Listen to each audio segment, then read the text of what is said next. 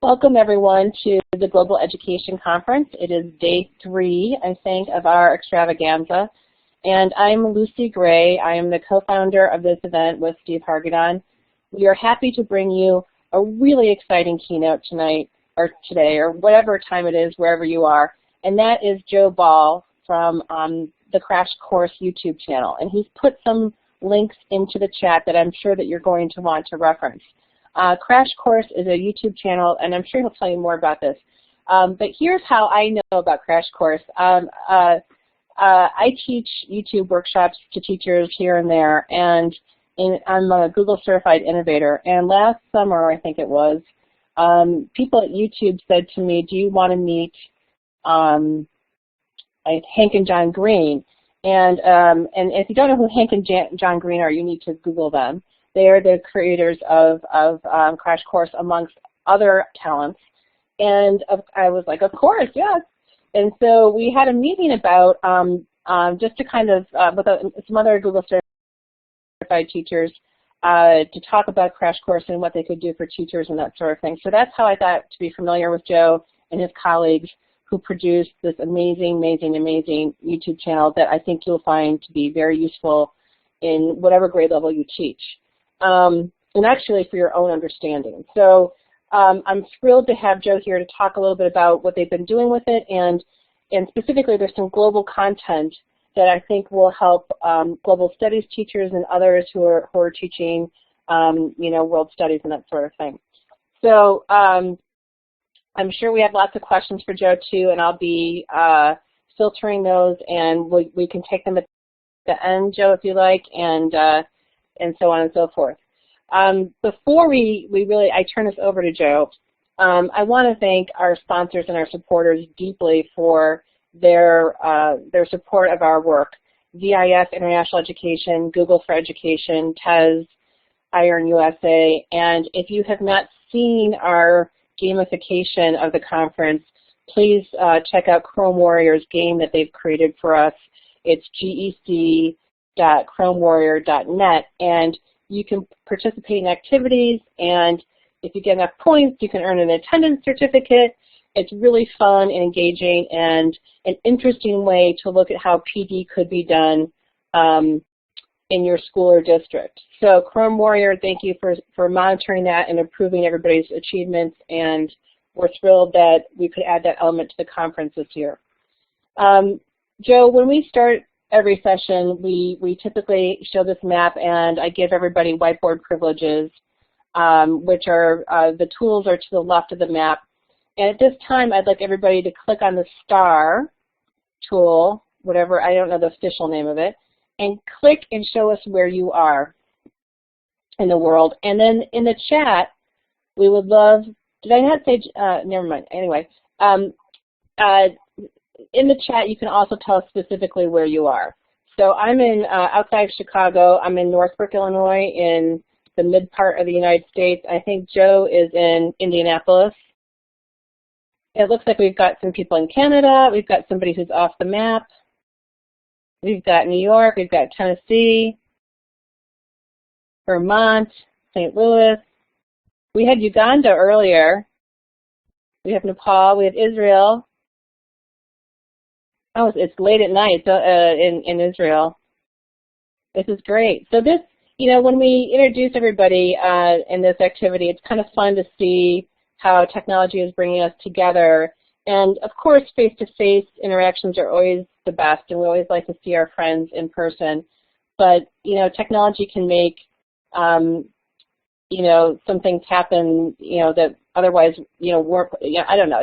Technology at least brings us together in a way that previously wasn't possible, you know, 10, 20 years ago. So we're thrilled to have everybody here. We're thrilled to have Joe here. And I'm going to stop talking and let him take over and tell us all about Crash Course and what he's been up to.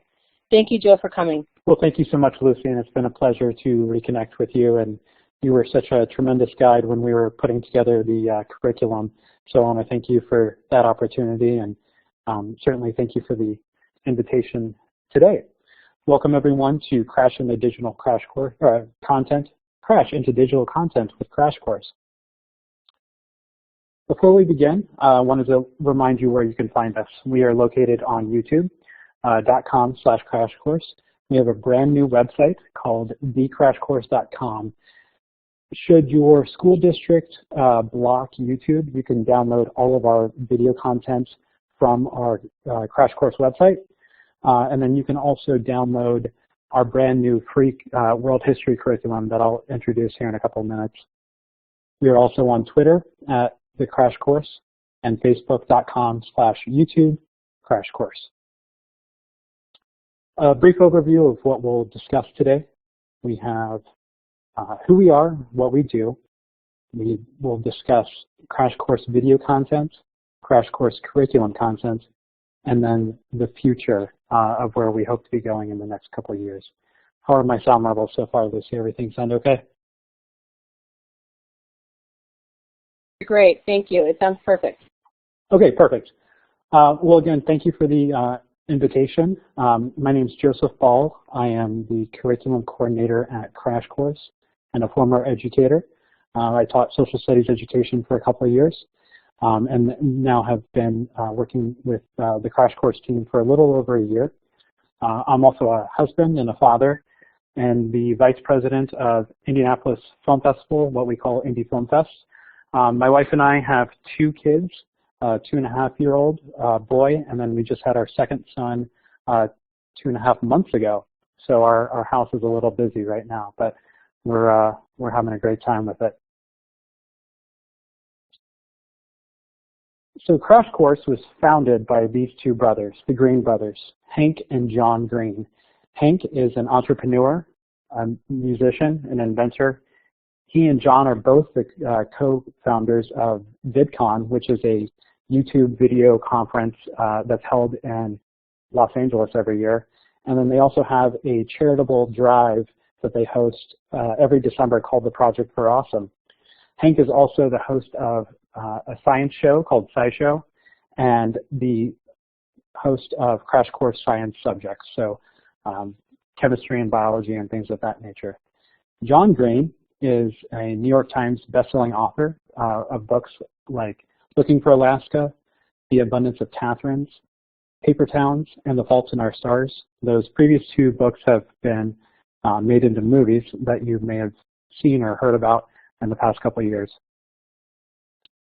John is also the host of our Crash Course Humanities subjects. So in 2007, the Green brothers launched a YouTube project called Brotherhood 2.0, where they would cease all text-based communications for a year and only talk through video blogs posted every weekday.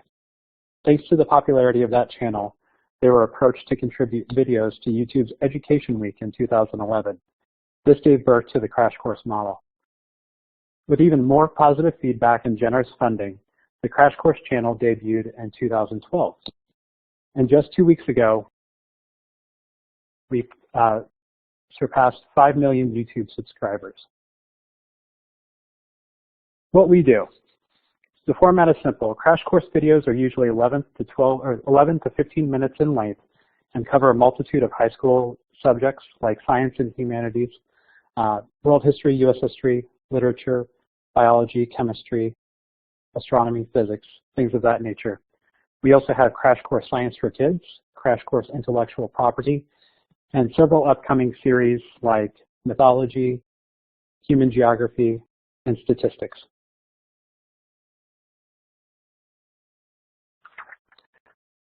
Our mission. Crash Course creates entertaining educational content to support and inspire students and teachers around the world.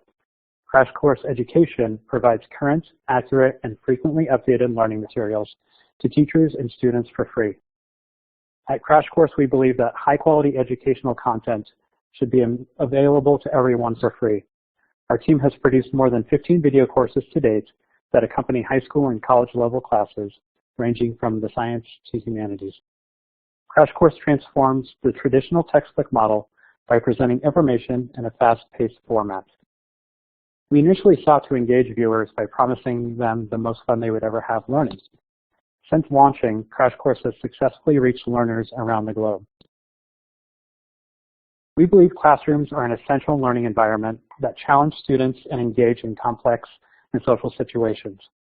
We want to equip teachers with quality resources that enhance that classroom experience. We do not want to replace classrooms, nor do we want to replace teachers. We simply want to ease the classroom's financial burden by eliminating the cost of textbooks. How it works. Crash Course is produced mostly in Missoula, Montana, or Indianapolis, Indiana, and that's simply because that's where John and Hank happen to live. Hank lives in Missoula. They produce the majority of science courses, while John lives in Indianapolis, and we handle the majority of humanities courses.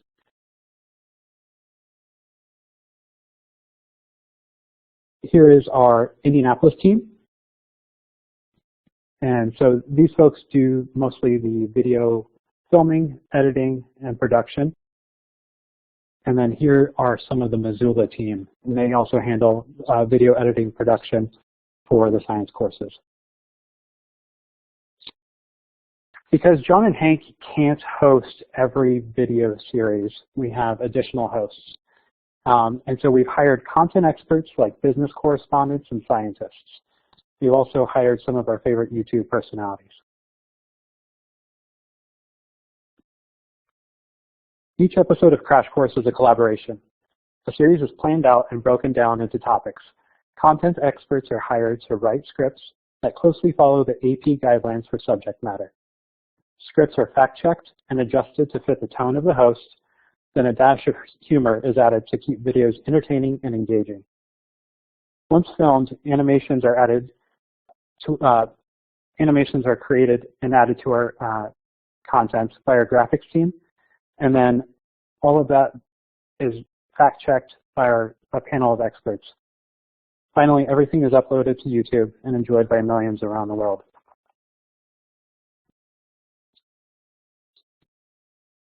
Again, our success, we have 5 million subscribers and over 480 million views on more than 600 videos. 3 reasons why we are popular in classrooms by teachers. Number 1, students are engaged. They are watching the content, and that content is entertaining but also educational.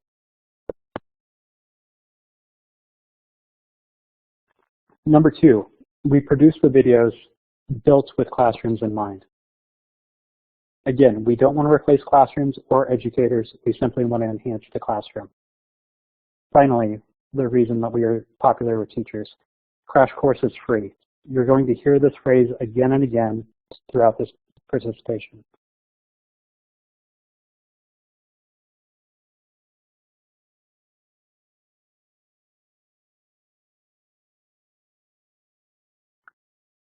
Students love the dynamic approach to education, and teachers love that the content is tied to AP curriculum and standards.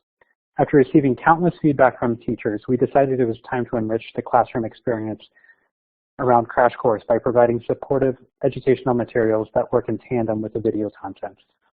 What started off as creating supplemental materials quickly evolved into a full curriculum. So when we decided to make our first full curriculum, we went to the very first series that we created, the World History Crash Course. You can join us at thecrashcourse.com/curriculum.html to download all of that content for free. So we launched Crash Course World History on September 1st of this year. Essentially, the Crash Course World History curriculum operates like a digital world history textbook. The curriculum is divided into 6 units of study, covering a year's worth of content. Every unit has 1 or 2 essential questions that students will address throughout the unit. Students will answer these essential questions through formal and informal writing prompts throughout their study. Every unit ends with a formal writing activity. So I know it's not necessarily coming through in the best resolution on this presentation, but here's kind of what the content looks like. Every unit begins with an overview of the subject matter. Unit objectives and outcomes are listed for teachers. We provide learning outcomes and an outline for that particular lesson or unit.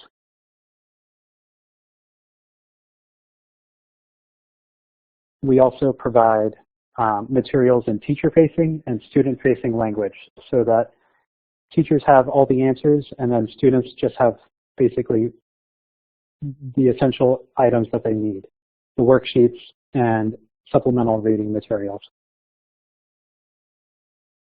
And here's an example of a primary source document reading lesson that we've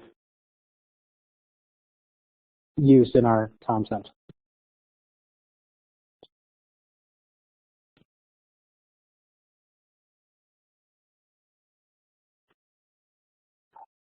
The framework. Our world history videos drive the content and can be used as teachers see fit. Videos can be played in classes or assigned as homework as in a flipped classroom model. We've created both factual and conceptual questions to accompany the videos, kind of like as a worksheet. Our videos cover the content typically found in a standard high school world history course.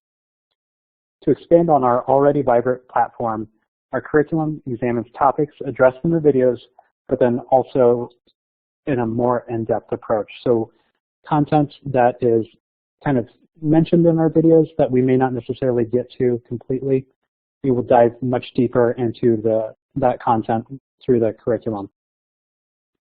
Every lesson provides detailed instructions for an activity's preparation, purpose, and process.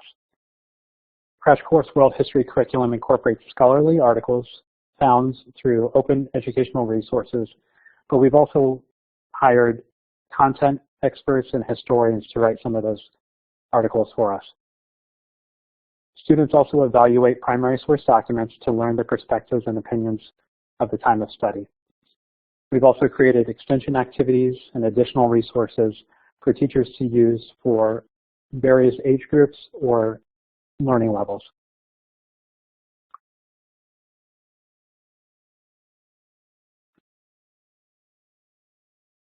Crash Course Education values quality writing. We've developed activities that mimic the types of writing prompts that are encountered on the AP World History exam and the SATs. To assist in the gradual development of their writing, we have created rubrics that demonstrate the type of quality writing we hope students foster. Rubrics have also been developed to assist classroom debates and presentations. We've also provided activities to make it easier for students to organize and understand content. These activities allow students to examine the biggest questions of human history with their peers. Essentially, these materials enable students to learn history by becoming historians. Knowledge they acquire in the course will be applied in the same way historians approach their subject matter.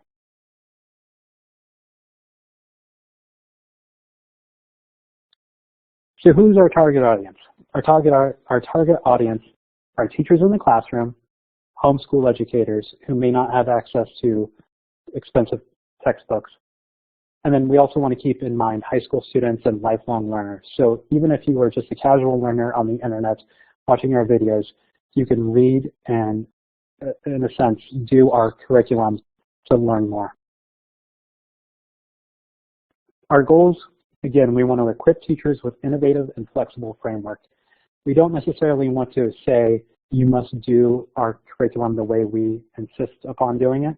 We don't want to pretend that we know your classrooms as well as you do. So we want the framework to be flexible to suit your needs. We want to provide educators with the best teaching practices and methods. We also want to provide opportunities to measure achievement and comprehension while enabling students to relate material to real-world experiences. Ultimately, we want to engage educators in a community network with which they can exchange ideas, refine their skills, or access resources. Finally, we hope to create lifelong learners that are informed, engaged, and productive global citizens. So, as I said, we launched September 1st, so the curriculum has really only been in classrooms for a little over 2 months. Here are our breakdowns by our web traffic and where we're popular around the globe. This is just for the curriculum, not necessarily for our video series. I would imagine that the video traffic for that would be much higher, and I think that we would have larger reach across the globe.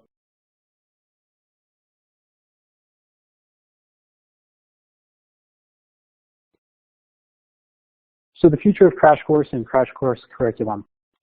In the near future, we hope to have all of our video and curriculum content translated into multiple languages.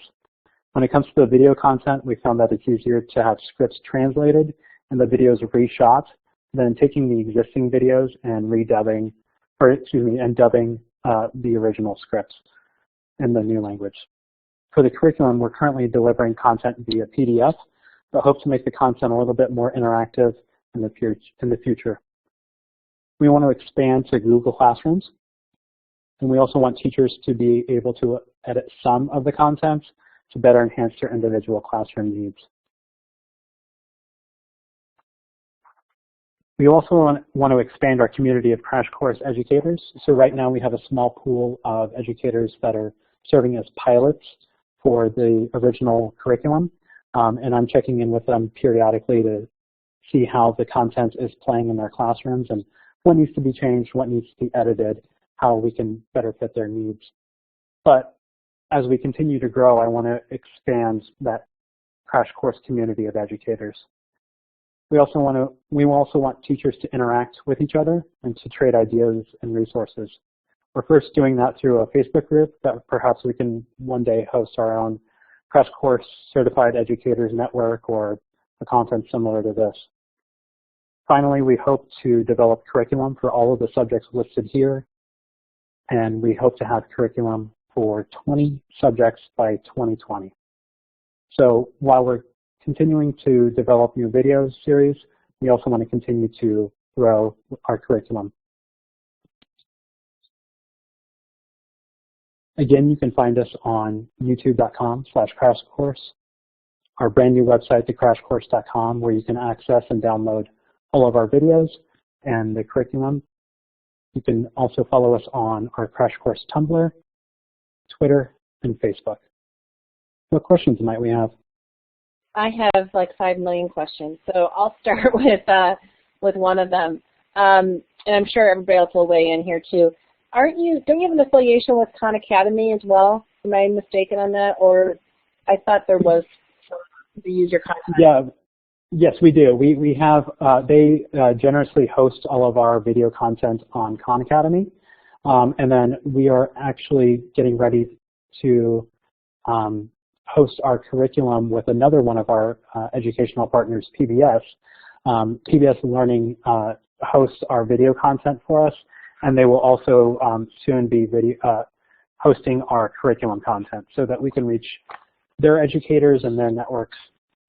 Yeah, that seems the way to go, those big networks of teachers, you know, in terms of distribution. You know, it's interesting to me that, you know, YouTube or, you know, videos have gone so viral and you see huge numbers, I'm sure, with all of the Green Brothers related channels. But it's still hard to like reach like millions of teachers really quickly. And I just think it's kind of a funny dichotomy, you know, that, you know, people younger than I am are gobbling up videos like crazy, but to get free teaching materials to teachers still seems like a distribution problem. Yeah, absolutely. And, you know, we haven't done a whole lot of promoting it so far. When it was launched, we had, you know, a number of Facebook posts and tweets and things of that nature, but we really haven't invested too much in promotion.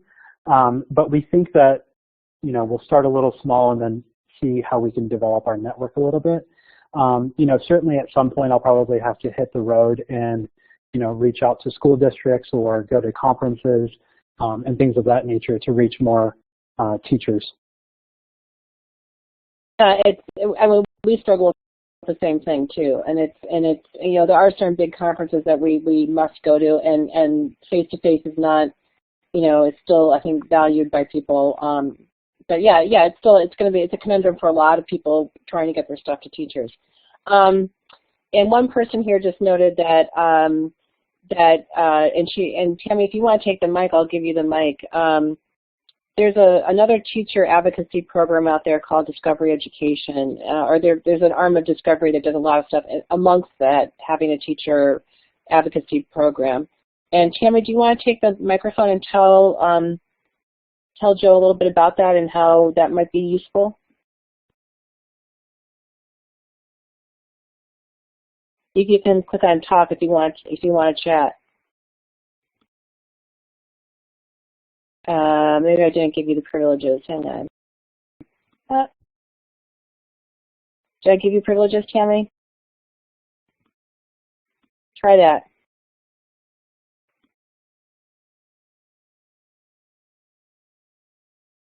I put poor Tammy on the spot here, so we'll let me know when you're ready.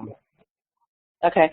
So so Discovery, it might be a good resource. I think word of mouth is, by talking to teachers like the ones that are here in our rooms they will spread it like crazy. So I think that's part of it. And I think we talked about that last summer. Out of curiosity, when you guys make one of these, just a video piece, not even the curriculum, how long does it take to create one of those videos with all those people on your team? I'm curious as to you listed the process kinds of elements, but I'm wondering how long does that actually take? So for, like let's say we're writing an entire series. Let's say we're writing world history. The script writing process may take a couple of months. For the world history content, those scripts were actually written by John's high school history teacher, Raul Meyer. So he wrote the scripts for us, and then we kind of edited them to make it sound more like John's voice.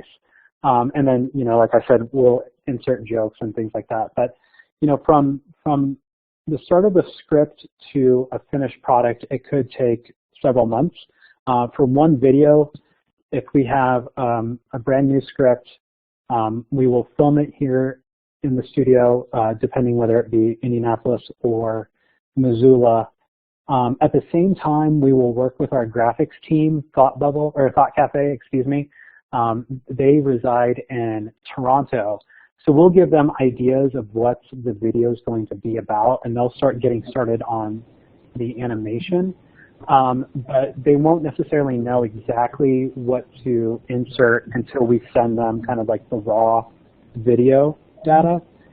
And then once they have the animations done, that could take a week or two, depending on the length of the video. We will edit everything together, and then we'll post it, usually that same day or that next day. So, from the start, it could take, a couple of months. If we were really in a pinch, we could probably put something together in 2 to 3 weeks' time.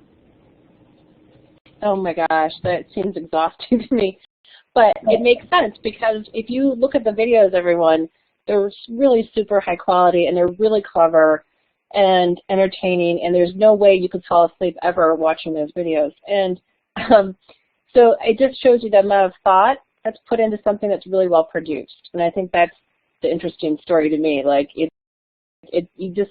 to produce something like that doesn't happen overnight, and it doesn't happen by one person either. And as much as I try to create videos, by myself, it's never going to be like that, right? It's a collective effort, and we have video content in the queue right now that we will probably launch in a couple of weeks or another month. So we just kind of have stuff waiting to be edited, for our January launch, whatever the case may be. So. We're always kind of working a couple of months ahead of time, but all of our production staff and editors are constantly cranking out new work. And it's not just Crash Course that we produce content for. We produce content for 6 or 7 other channels on YouTube.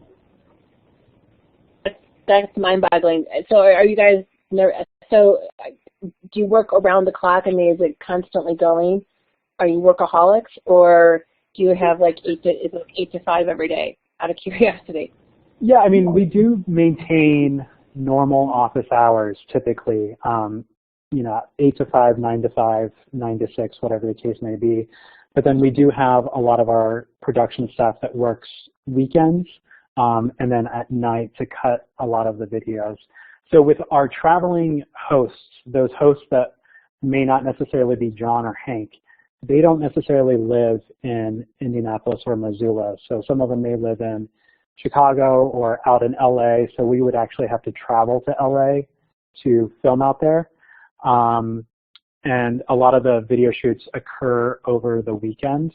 So we'll try to knock out like 4 or 5 videos a day on a Saturday, and then come back on Sunday and film another 4 or 5 videos. And then we'll take like a month or 2 break, and then get the hosts back and do another series of videos. So while we take that 2-month break, we'll be editing and creating animation for the pre-existing video content. Then we'll shoot new content, and then eventually it'll get launched where we are releasing new videos roughly every day now. And I often point to the Green Brothers in presentations when I'm talking about the kinds of students we're trying to grow in our classrooms. And the other example I use is Joseph Gordon-Levitt in Hit Record. And if you guys haven't seen this work before, so we want our students to grow up. And I have a 14-year-old and an 18-year-old, and I'm crossing my fingers that they'll end up like this.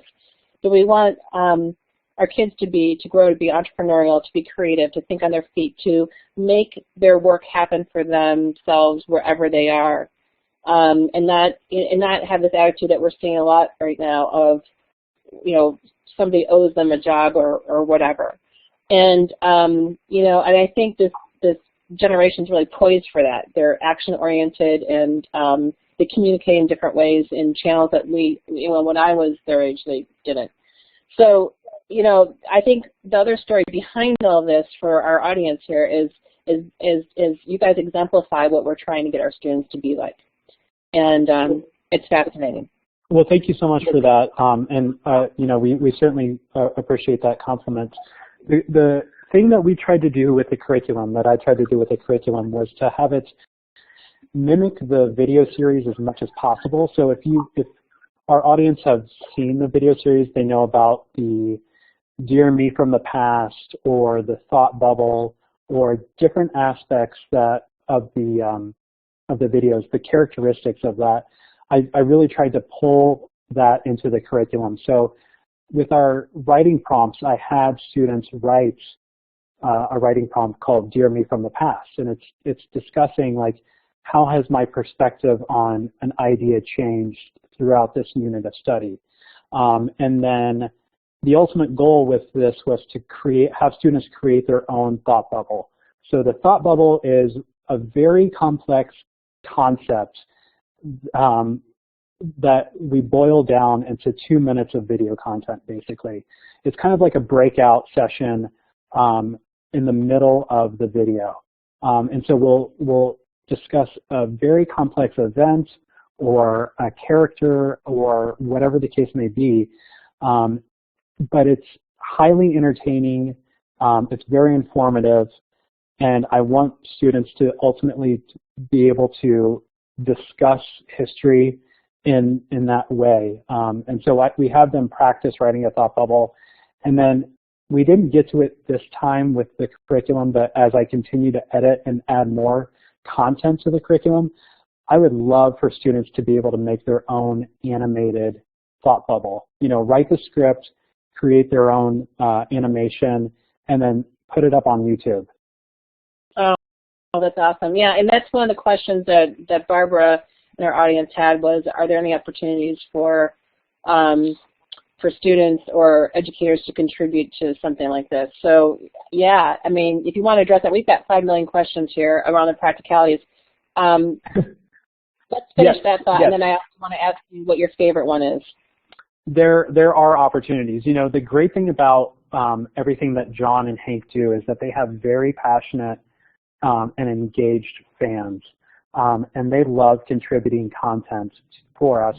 And a lot of times they don't want to be compensated for that. Their compensation is just recognition or a shout out on a video or in a tweet or on a Tumblr post or whatever the case may be. So we are so thankful for the fans of the brothers and their passionate contributions that they provide. But yes, ultimately I want to grow that network of educators where we're all interacting together. I used one of my best friends, Jake Thurman, who is a brilliant high school history educator, to write some of the articles and then to also kind of contribute framework for different activities. So I'm so thankful for his contribution, and ultimately I would love for educators out there to start looking at this material, telling me how we can make it better. If they have ideas of how to make it better, I would love to see their lessons. There are definite gaps in the curriculum right now. We couldn't address everything, but as I said, as we continue to update and add new content, there are lots of opportunities out there for educators to contribute lessons or activities or ideas. Yeah, and I think the last time I talked to you, we talked about EduPuzzle and adaption as being a way that you could, teachers could build playlists and content and interactives around the video. And then Zaption was acquired by somebody else, and I don't know what's happened to it. So I think, if anybody in the audience has suggestions for tools for Joe too that are video related or do that, small animation kind of thing, throw them out in the chat, and we can save the chat for Joe, and he can look at those later on. But I think the future of everything is video, right? I mean, just with the growth of YouTube and what we're seeing with that, and building stuff around that, I think is really important. A couple questions here. Somebody said, let me make sure I have them right here. Everything's aligned to standards in the U.S., correct, to Common Core. Is that correct? Correct, yes. Okay, and who knows how long Common Core is going to be around at the rate we're going. Yeah, so basically what we did is, yeah, the videos when they were originally written, they were written from the AP guidebook and framework. And so what I did was I planned out all the videos, and then I noticed where the gaps were. What wasn't addressed in this specific video, and what else do I need to address to adhere to the framework? And so that's where the activities and the readings and other lessons come into play. But yes, everything's aligned with Common Core, and then in the future when I get a little bit more of a staff, I really want to go through each activity and stamp what standards does this meet for all 50 states, whatever the case may be. So this is geared towards high school students and possibly middle schoolers, right? Yes. I could have sworn when I was digging around, I found a crash course channel for elementary that was mostly science. Did I imagine things? Nope, we have Crash Course Science for Kids. And so that we have that, and eventually we want to expand to more elementary subjects, and certainly want to, not ignore that significant audience. So that's down the line. A goal of ours is to expand not only video content for our elementary learners, but also the curriculum content. A lot of the world history curriculum can be adapted to middle school audiences, but I did write it with high school students in mind. But as we continue to expand, the next one's going to be U.S. history, and I'm going to be very mindful of age groups and audiences while I write that curriculum. And then as we continue to grow and we get more of a staff for the curriculum aspect, I really want to expand it to middle school and elementary audiences as much as we can. Great. Tammy is asking, I forgot to give Tammy the mic. Tammy, why don't you ask about your STEM question here and tell us a little bit about discovery education. I got so wrapped up in this I forgot to let you have the mic. Go for it.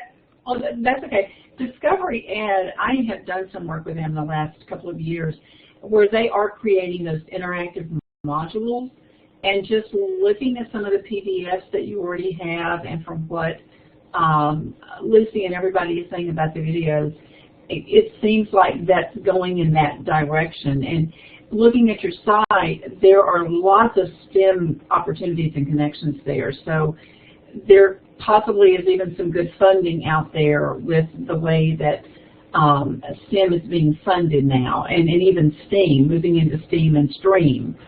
So I just wondered, the math connections, I know there's probably some embedded, but if you've all thought about that as well. Yes, we have. You know, the curriculum as it currently stands was kind of a time crunch. We needed it to be up and ready by the start of this school year, and I was still writing a lot of it in June and July, and then we had to design everything kind of at the last minute. So, like I indicated in the chat, please email me some of your ideas. I've left my email address there at jill@complexly.com. I would love to hear some of your ideas for STEM connections, math connections with some of our lessons. It was certainly part of our intention. Not every activity or unit got that treatment though, and that's something that I'm kind of beating myself up on, is not being more intentional about that.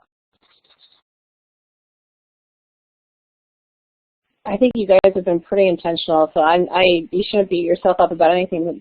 This stuff is really amazing. I'm wondering if anybody else has any other questions. Raise your hand. I mean, we have a lot of people who are in the audience who are from outside the U.S.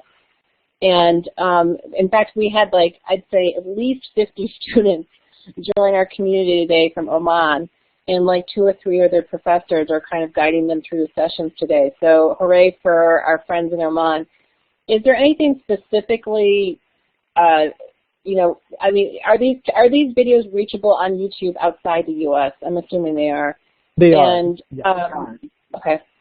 Yeah, and again, if for whatever reason, if your classroom or district or country blocks YouTube, you can go to thecrashcourse.com, and all of our video content, not just the world history, but all 15 subjects of video content, you can download and use in your classrooms. So you can definitely access it that way. And then obviously the curriculum content is accessible from that website as well. It's under downloads. One of my favorite videos, Crash Course videos, I thought was, for me, and explained things well, was the one that John did on Syria, I believe. Yes. And I also, recently I've been floating around some of the election-related ones too that, you know, explain how the Electoral College worked and that sort of thing, and people really loved it, whether they were teachers or not. What are your personal favorite ones, out of curiosity? I am not good at physics. I never took physics in high school, and that level of math is something that is beyond me. So I've learned a ton of information from the physics course. I grew up and I got my degree in social studies education. So I love going back and, you know, with the world history, like learning a new topic or event that I may have missed somewhere. I mean, you know, we're talking like 5,000 years of history that we tackle. So, you know, some things are going to slip my memory as well. So it's a good refresher course, definitely the world history stuff. But yeah, I love learning about the sciences that I didn't necessarily get in high school or college. Okay, that sounds great. We have a question from Scott, and he is, Scott, if you want to take the mic, you can tell us about your nonprofit learning management system. Scott says he has a nonprofit LMS, and he's wondering if you're looking for more, you know, distributors of your content. So Scott, if you want to tell us about it, grab the mic and click on talk. Okay, can you hear me? Yes. Great. Hey, Joseph. My name is Scott Cole, and I'm the creator of a program called Echo Learning that I developed to try to get into the inner city schools here in the St. Louis area. And it has surveys, assessments, lessons, course creations, and things like that. and don't have any content providers though. And I was looking at your program and listening to you talk and thought, oh, wow, this may be a pretty good partnership if you were interested in that type of thing. Absolutely. I would love to chat more with you, Scott. I listed my email address. I'll do it again. It's joe@complexly.com. I would love to, chat via email, and then also set up a phone call or a Skype call so that we could chat a little bit more. Awesome. Sounds great. Yeah, I want to learn more a little bit about your platform, though. It sounds like an exciting opportunity. Yeah, I think so. I'm working with local tech incubator here in St. Louis area, and they've really helped me a lot getting it up and off the ground. That would be great. And Scott, I would love your insight as I start writing the U.S. history curriculum. I would love for you to be involved in that if you would be so kind and interested in helping me write and consider resources for the U.S. history content. Yes, absolutely. Okay, great. I look forward to chatting with you some more, okay? Okay, thank you. All right, thank you, Scott. Yep. One of the funniest things that was said to me about Crash Course was my friend Chris Walsh, who used to be the CEO of Adaption before it was acquired, and we were at South by Southwest EDU last spring, and I think he was hanging out with the Rockstar YouTube guy from Bozeman and somebody else. I'm blanking on their names. And anyway, I think Chris said to me, I said, oh, do you want an introduction? I said to them, I'm having this meeting with the Crash Course people, do you want an introduction? He goes, tell them John needs to slow down. He talks too fast for our captioning and interactive. And one of the things I think that is important, John does talk fast. He talks faster than I do, and I really talk fast. You can slow down your YouTube videos, people, too. There's a way to do it so you don't have to, if you want to go back and listen to things at a slower speed. Any thoughts on processing? Everybody else is processing. Nobody's processing on the level that John is, Joe. Any other tips that you would pass along? Yeah, absolutely. So the way we approach that is, the way that I addressed it in the curriculum is to assign videos as homework. So it's kind of a flipped classroom model. So you have students watch the videos at home if they can, on their phone, on their tablet, in the library. So they just watch it once. They don't have to take notes. They don't have to do the worksheets. They don't have to do anything. They just watch and try to capture the gist of what is being communicated in the videos. And then the next day or the next class, you come back and you watch it together as a class. And that's when you hand them the worksheet, and they answer the questions as much as they can by just watching it again in classroom. And then if you need it one more time, go back and watch it again. I think the longest video is like 15 minutes. I would also indicate to educators that we do have closed caption, so you can turn the captions on. That definitely helps. There are also like Easter egg jokes in the captions sometimes, so be on the lookout for that. We know that John and Hank both speak quickly, but that's just part of their personalities and part of the charm of our videos. But multiple viewings is never a bad thing. This is really good. This is really good feedback from everyone. Another Joe just pointed out a language teacher, he's an ESL, ELL teacher, who said it helps non-native speakers to be able to hear things in a normal rate and enunciated. So I guess that's something to think about when you're working with audiences who are not native English speakers. The other thing that I found, one person also asked, and I want to mention this, is how is this funded? And I know, I think I have an alert set up so when one of their channels goes, you know, has a live thing, I get an alert.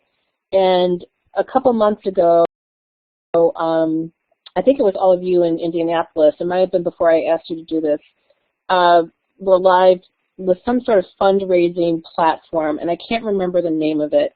And you guys were talking about how it's produced and everything, and it was awesome. Can you tell us a little bit about whatever that platform is and how you're funded and that sort of thing? Yeah, that platform is called Patreon, and essentially what it is we have very generous donors and individuals out there that will contribute $1, $2, $10, $20, $100 a month to support Crash Course. So it's supporting content that they believe in, supporting content that they want out there in the world for free. And so every month we receive right now $30,000 from our Patreon supporters. And that's over 7,000 of them contribute $30,000 a month to support Crash Course. So we're incredibly thankful for our Patreon supporters. I've dropped the link in the chat box, and so that's part of how we are funded. Obviously, because of the technical needs of creating video content and high quality video content, each series is incredibly expensive to produce. So we have support from PBS, from YouTube started supporting us from the very beginning back in 2012. And then there are individual donors as well outside of our Patreon supporters. But clearly $30,000 a month is huge. That's phenomenal to me. And Peggy George, who's in the audience, she's a former principal and ed tech guru in Arizona, and she's always online. She's always helping out with our conference. She's always doing everything. And she mentioned she's been using Patreon to support many podcasters and broadcasters, so she's familiar with that platform. And that's just really cool. I love how the world has changed so that there are things like Kickstarter or like this that make people's ideas possible. Yes, and the great thing about our Patreon supporters is they do it because they believe in us and they believe in the mission of free education for all. And so we would not be able to do that and produce what we do without their help. So we're so thankful for them, and we hope that we create great quality content for free. Crash Course Kids, Barbara is asking about, and that's the science K-5 or group, and that's free, Barbara, right? Right, Joe? Yes, it's free. It's just taken a little bit of a hiatus. So we've only produced the science course for the Crash Course Kids, but in the future we hope to relaunch that series. I would imagine maybe within the next year we would have something up and going for Crash Course Kids. We have a few other series that will be released in the near future. So we have a couple getting released in, I think, December and January are our next round of new courses. I'll let Barbara take it up with you. She says that there's a pricing plan showing. So Barbara, email Joe if you have any questions about that. A couple other things that people you might want to connect to. We have Clary Von Lee in the audience, who's from the Global Oneness Project, and she might be like a good route. I think she's here. I don't know if she's still here. Clary, are you still here? She may have gone. She may have moved on to something else. But the Global Oneness Project, they get photographers all over the world who take pictures and give them to them, and then they build lessons around them. And she might be, I don't know, kind of an interesting person to talk to around partnerships and content and distribution, because she's been trying to get her materials out in different platforms. And her husband is this Renaissance guy. He's a jazz musician and he's a filmmaker, and they use a lot of his footage for these lessons and materials. That's another thing I'm thinking about for you. And then and then I would love personally, because I'm an Apple Distinguished Educator as well, I would love to see your stuff in iTunes, and so in your copious spare time, you can add that to your list of things to do. Yeah, absolutely. All right.